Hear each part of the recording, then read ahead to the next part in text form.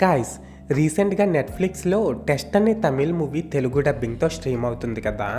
అయితే నేను ఆ మూవీని జస్ట్ ఇప్పుడే చూడడం అయితే జరిగిందండి.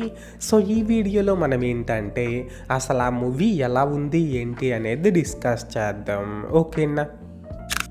అయితే ఇక్కడ ఫస్ట్ ఆఫ్ ఆల్ ఈ మూవీలో స్పాయిలర్స్ లేకుండా బేసిక్గా స్టోరీ లైన్ ఏంటంటే గైస్, మరో 4 రోజుల్లో జరగబోయే పాకిస్తాన్ వర్సెస్ ఇండియా టెస్ట్ మ్యాచ్లో ఇండియన్ టాప్ క్రికెటర్ అయినటువంటి అర్జున్ని ఆడకుండా చేయడం కోసం శరవణన్ అనే సైంటిస్ట్ చాలా ట్రై చేస్తూ ఉంటాడన్నమాట.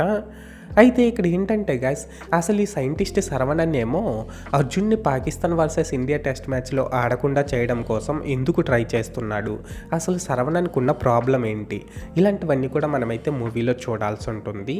సో మొత్తానికి అర్థమైంది కదా స్టోరీ లైన్ ఏంటి అనేది. అయితే ఇప్పుడు ఈ మూవీ ఎలా ఉంది అనే విషయానికి వచ్చినట్లయితే గైస్, మూవీ అయితే పర్లేదండి, ఒకసారి అయితే చూసేయచ్చు.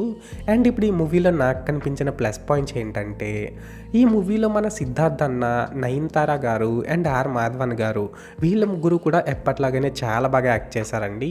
ఎస్పెషల్లీ ఒక సైంటిస్ట్ క్యారెక్టర్లో ఆర్ మాధవన్ గారు అయితే ఇరగ్గొట్టేశారనే చెప్పాలి. అలాగే ఇందులో కనిపించింది తక్కువ టైమే అయినప్పటికీ మీరా జాస్మిన్ కూడా పర్లేదు, బాగానే పెర్ఫామ్ చేసింది.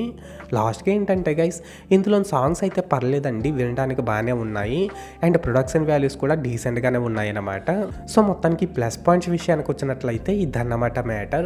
అండ్ ఇప్పుడు ఈ మూవీలో నాకు కనిపించిన మైనస్ పాయింట్స్ ఏంటంటే గైస్, దీని డైరెక్టర్ ఏమో పెద్ద పెద్ద యాక్టర్స్ని అయితే క్యాస్ట్ చేసుకున్నప్పటికీ కూడా వాళ్ళకి సరిపడే క్యారెక్టర్స్ని డిజైన్ చేయడంలో తను బాగా ఫెయిల్ అయ్యాడనే చెప్పాలి.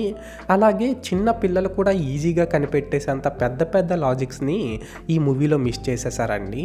అవి ఏంటి అనేది మూవీ చూస్తే మీకే అర్థమవుతుంది. అండ్ ఇక్కడ మెయిన్గా ఏంటంటే గైస్, క్రికెట్కి సంబంధించిన ఈ స్పోర్ట్స్ డ్రామా మూవీలో సరైన క్రికెట్ సీన్ ఒక్కటి కూడా లేదన్నమాట. సో అదైతే చాలా మందికి డిసప్పాయింట్ చేసిందనే చెప్పాలి.